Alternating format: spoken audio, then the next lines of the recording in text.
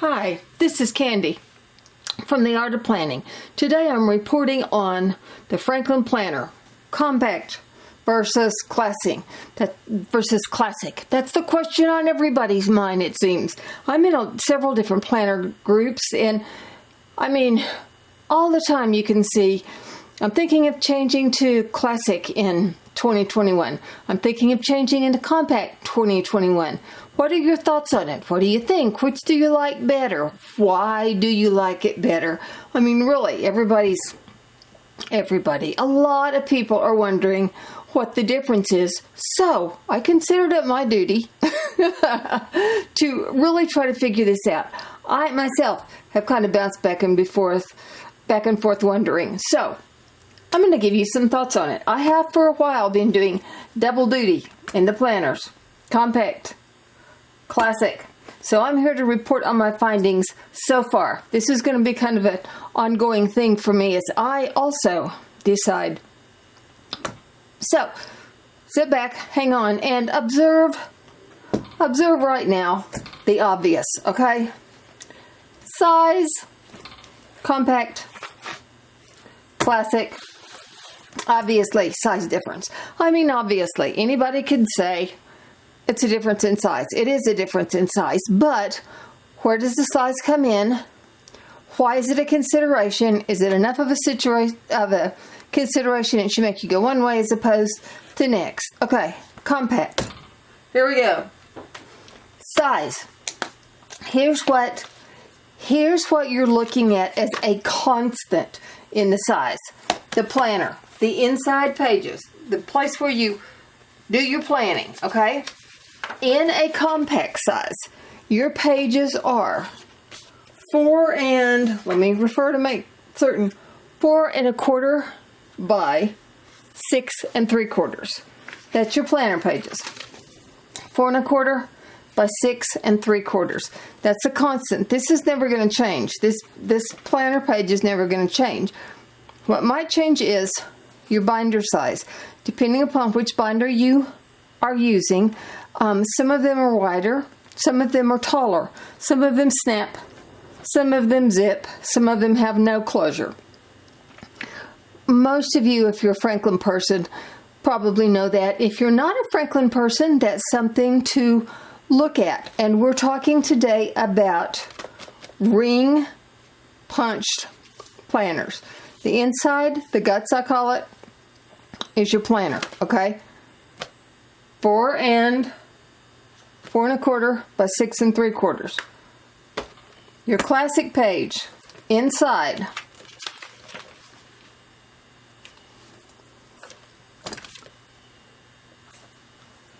Trying to make sure. 5 1/2 by 8 1/2. The inside, your pages, the paper that you plan on inside. 5 1/2 by 8 1/2. Never going to change.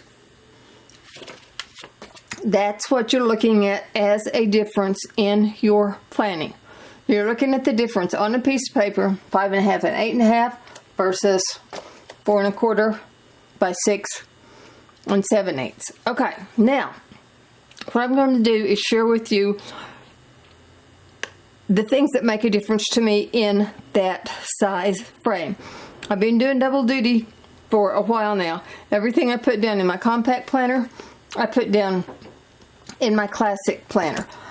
Every time I write an appointment on one day in classic, I write it on the very same day in compact. So I have noticed a difference in it, and I'm going to share that with you. Maybe that'll give you enough information. Maybe it'll make enough difference that you know you'll prefer one over the other, okay? Because there are some things that make a difference to me. First and foremost, I want you to note this. And I'm gonna scoot down here on this page so maybe you can see my notes. And if you are interested enough and you don't want to watch the video again, you might want to note. Okay, over here on this page, and to be honest, I don't know if it's just on, this is the classic, their classic line of planner. It starts actually at 6 o'clock. for your appointment schedule. And it goes to a 9 o'clock appointment schedule. And then you actually could do something at 10, right in the schedule at 10. And then when it starts at 6, there actually is a box up here. So you could have appointment schedule time literally from 5 to 10. I don't know if it's like that on every group of planners or if it's just on the regular pages, but I know this has been something that people have been loving with these compact pages, okay? I wanted to get that in. Now, on the compact pages, here are the pros that I have found. And remember, it all has to do with size. Of course it has to do with size. I mean, duh. At the risk of sounding... And to be honest, I've done this video once, and after I got done with it, I thought, you know, everything I said was like big versus small. Anybody can see that. But it translates into why one person would prefer a classic and one person would prefer a compact, possibly. Okay, here are the pros I see with the compact. Let me tell you, this feels good in your hand. I mean, you can pick it up, it's lightweight, you can carry it around. I don't carry a binder around. I've carried this binder around a couple of times. I have put it in my totes. I don't put binders in my totes. It's just lightweight enough that I feel like I could grab it and take it with me. Would I ever grab my classic and take it with me? I wouldn't. That's just, I'm being honest with you. I did this quite by accident the other day. I took this one with me, and after I did, I thought, yeah, I would. Boy, that is a close-up picture. Did we start out that close? No, we didn't, because I had you zoomed into the page. I would take this with me. It feels good. It has a nice touch. It has a nice feel. I know that is so abstract, but it just has a good touch about it. And at the risk of sounding abstract and silly, I started not to say that, but it does have a really nice feel and touch, okay? Now, here is one thing that also sounds a little silly, but as I'm using it, and as I want to work in this planner, I found that I had to use an extra fine pen on it. I don't use extra fine pens. I've never liked them before, but I felt like I had to use an extra fine pen in this one for it to look neat, for it to feel neat, and for me to get my writing into the lines it had to be into. Again, size. The lines are all closer together. You don't have as much room vertically either. You don't have as much room horizontally or vertically. So I felt like I have to write in it with an extra fine pen. That's a size thing. I don't hate it. I did get me a couple extra fine pens. I don't hate it. Something I found I had to do. The cons on a compact is, flip it over here, on the monthly pages,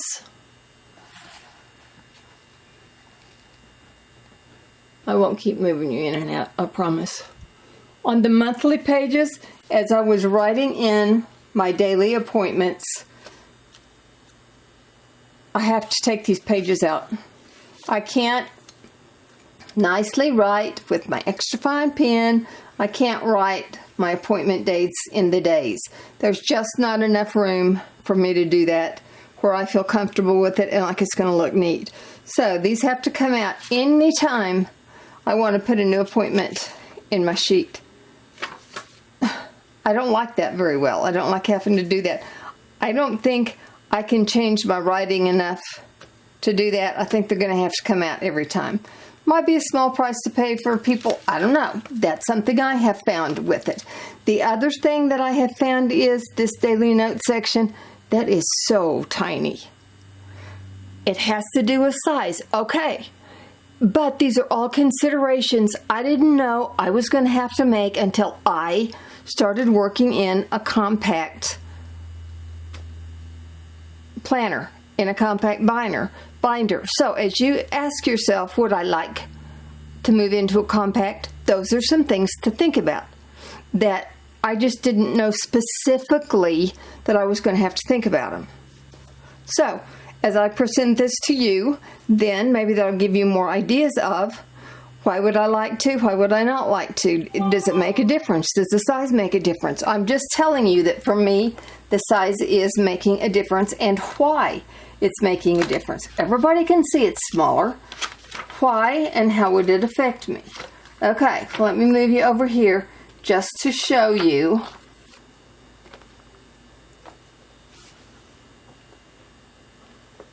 I'm going to try to keep you in the viewfinder just to show you as we are finishing up with the compact. Here are the daily notes on the right hand page of A Day on 2 Pages. Here are the daily notes for a compact. Here are the daily notes for a classic. There it is. That's the difference in the daily notes section. So it's something to consider, and it's a big something I will be considering also. I mean, there are definitely pros to the compact planner, and there are cons also. And you know what? The things that are pros for me are also the things that are cons for me. And I just don't know if I'm going to be able to get over what I'm going to be able to get over. And I can pretty much assure you that that's not going to be all the pros and the cons. I'm going to have to work with this and carry it. I have the planner pages through December, and so I get to work with it for a couple months before I make a final investment in more pages, in more planner. Okay? Okay, now here is the classic. The classic, we probably don't need to zoom that in. I can just tell you pretty much. Again, has to do with size and what I like about this size. I can leave pages in my binder to write on pages for every single thing that I do. Okay, whenever I make additions to my monthly pages, to the days in my monthly pages, those pages stay right in there, and I can make any additions, any changes, any adjustments at any time, and the pages all stay in the binder. So, I mean, I never knew that was important, but now that I've worked in the compact, it is kind of important to me. I don't have to take those pages out. There is plenty of room in my notes section. I use my daily notes section like crazy. I make all sorts of notes in this. Any of you that have followed me know that a lot of times I section off a page horizontally and then vertically, and I even use this area down here in 2 different ways. So yeah, I use those pages a lot. So again, it has to do with size, but size means a lot.